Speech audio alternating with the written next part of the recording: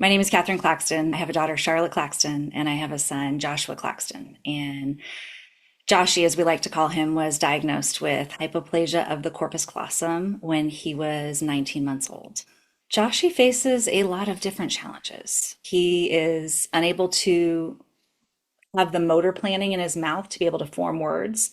So he has thoughts, he understands language, he can't express it vocally. He can express vocal approximations to sort of kind of let us know with maybe one letter, but then it's a guessing game from there. So he utilizes gestures in combination with an AAC device, which is like an iPad to tell us what he wants. That's the communication challenge. He also has low muscle tone. He struggles to coordinate himself with both gross motor and fine motor. He has cognitive delays and he's incontinent, requires assistance with all of his activities of daily living. So he's a lot of care, and he's also a lot of joy. The grief that I felt when I got his diagnosis and how that affected my life, I want to say it was more like an onion, because when we first got his diagnosis, I'll never forget where I was standing. It was at my mom's house. My mom had been, my babysitter at the time for my two toddlers, and I had just gotten off work, and we had been trying to get a hold of this neurologist to find out the results of Joshy's MRI. And it was like a week past when they said we would have the results. And so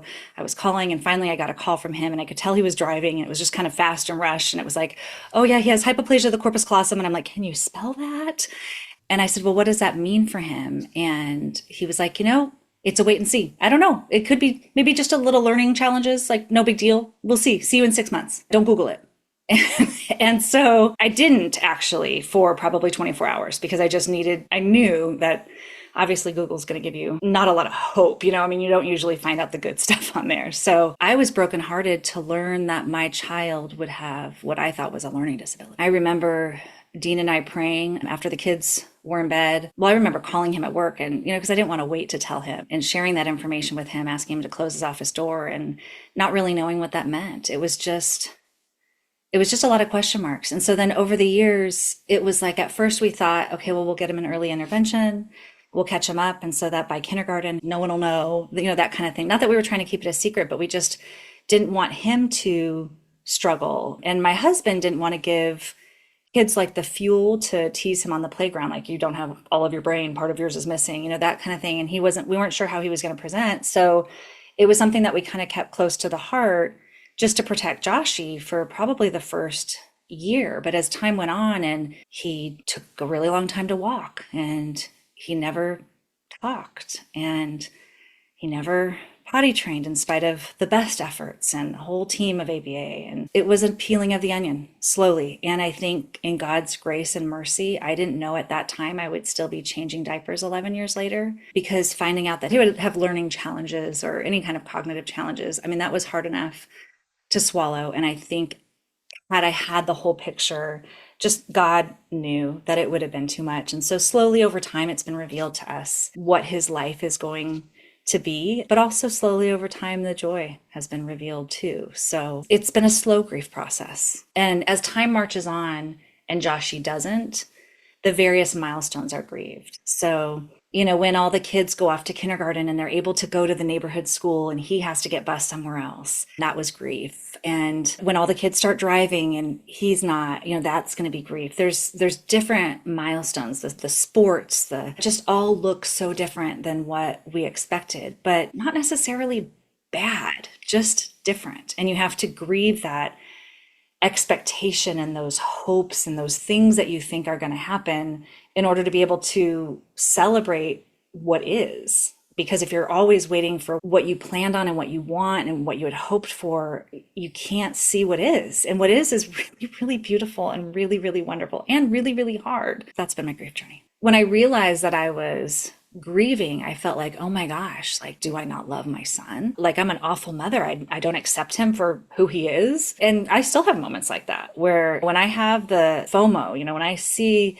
the boys his age going on fishing trips, and I'm like, it's okay for that to hurt a little bit and to kind of wish that for Joshy, not so much for myself. Although, not gonna lie, like, wouldn't mind a slumber party and sleeping through the night, those kind of things. But so like the physical exhaustion I could definitely do without, but I would say just sort of releasing myself from guilt has been a thing. And I think too, once I realized that that future version of Joshy wasn't going to come into fruition, there was some grieving on that. You don't like necessarily put your dreams on your kids or have these expectations, but you do sort of just think things are going to pan out a certain way, as we all do in life. In this case, it's panning out much differently. I would say that I've learned to grieve in a healthy way by allowing myself to grieve. Everybody's grief is going to look different. And that's true when somebody dies. That's true if somebody's going through a divorce. There's lots of different kinds of grief. And that's one of the things, and this is going to sound weird to say, but as a grief therapist, as somebody who worked in the hospice world for a long time, I think I love about grief is,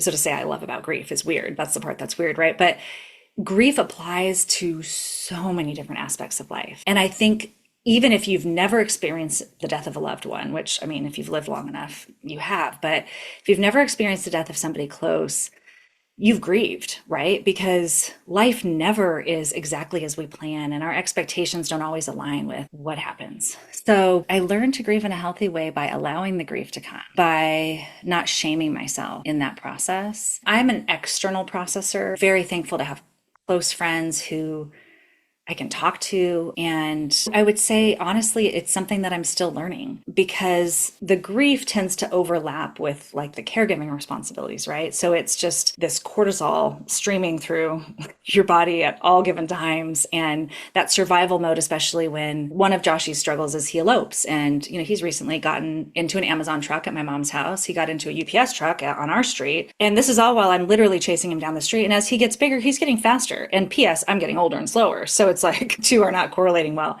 So just trying to keep this precious wild child alive. In some respects, like early in the journey, I would say my close friends and talking about the grief, and that was really helpful. Dean, my husband, and I kind of joke like we both know how to make any conversation go like, and we don't mean to, but it's like, people are going around and they're like, oh yeah, my son didn't, get to start in the football game and he's so bummed. And Dean's like, I know, man, I'm so bummed because my son finger painted with his poop last night and we had to like clean it. And it's like all of a sudden no one wants to share anything because it's, and we're like, we don't mean to be like, and spike the ball. Like, it's just, this is our stress. It's different. I also have a typical teenager. I'm well aware of the nuance there. And that's a different, it's a more of a mental stress and not so much of a physical caregiving stress, right? So it's not that parenting isn't stressful for everybody, right? But you have to find the people who are willing to hold space for the things that you might share that are really hard or really dark. When you start to talk about, okay, man, like we're changing diapers and about to go through puberty, and let's like, who can I talk to about like pubic hair and incontinence? I mean, these are topics that like, I'm going to say it's a real small fraction of my circle that I can talk to about that. Here I am talking on a podcast about it. But another mom I remember sharing, she's like, yeah, we're talking about, she has a daughter, and she's like, we are so scared of her being sexually abused. And they do so much teaching about that. But what are the ethics on like birth control and sterilization? And I mean, these are the dark, dark topics that among parents of significantly disabled children, these are our table topics, among how do you get DME and how do you, make sure that you get such and such reverse and how do I get insurance to pay for this? That these are all topics that are just kind of not a part of most people's world. How do I grieve healthily? I just keep talking. That's how. And therapy. And therapy is great. God bless my therapist. There's an economic way to see the world, right?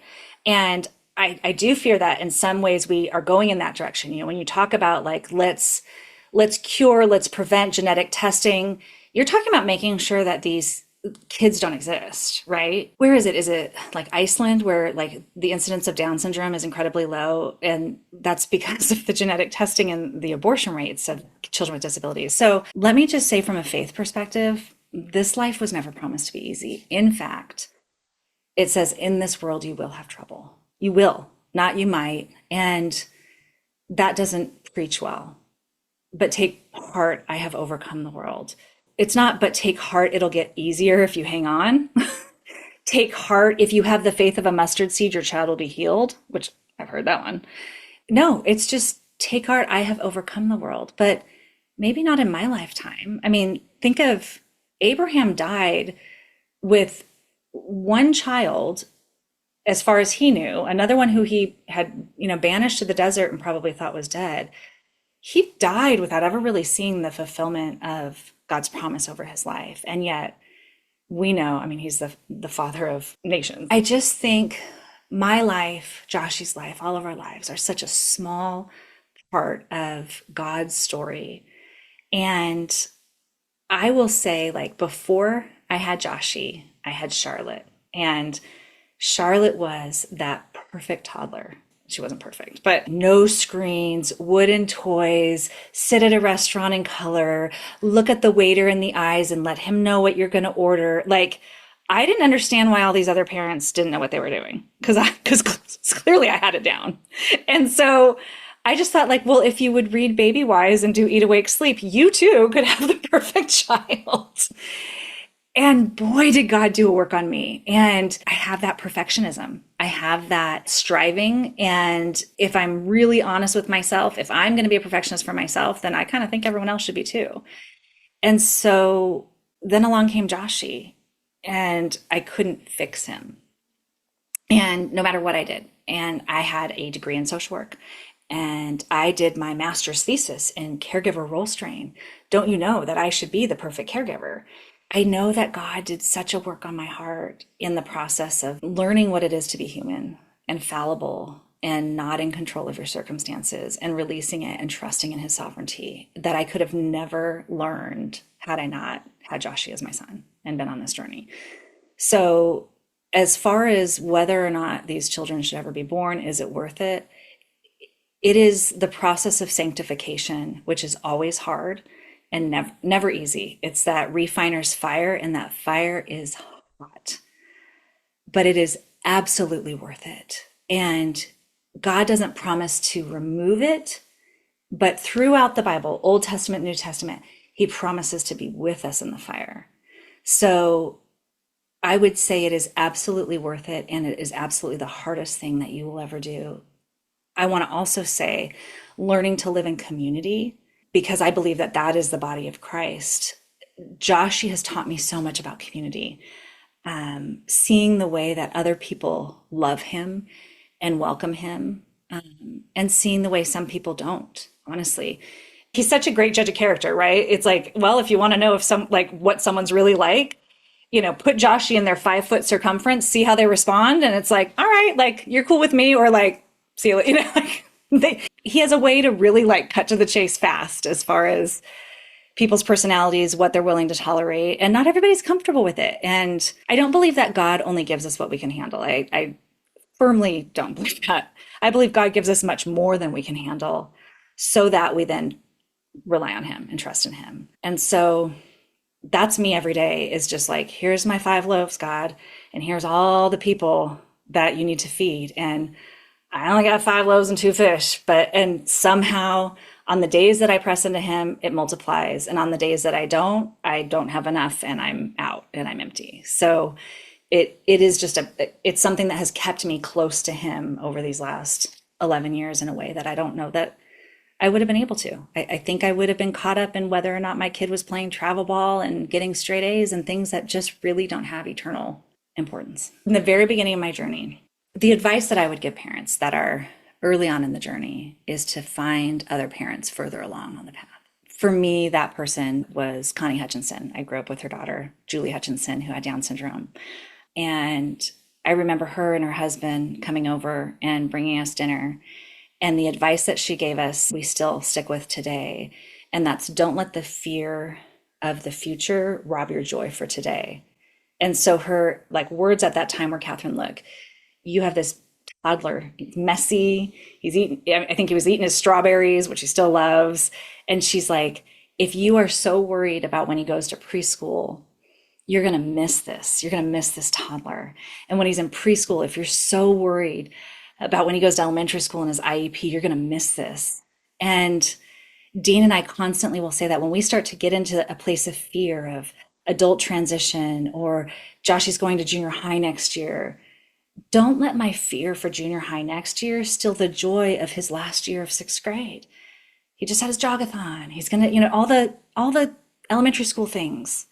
And so that would be my advice is find other moms or dads if you're a dad, find other parents who have walked this journey a little bit further and who you respect because they will tell you not only just the emotional support, but they'll be like, okay, and here's who you need to call to get these services, and this is it, like because they know, and here's what you need to ask for the IEP, and here's what's reasonable, and no, you're being crazy, and yeah, it's you need people who will be truth tellers, but also handholders, and don't let your fear for the future steal your joy for today. Hold that baby, love that baby.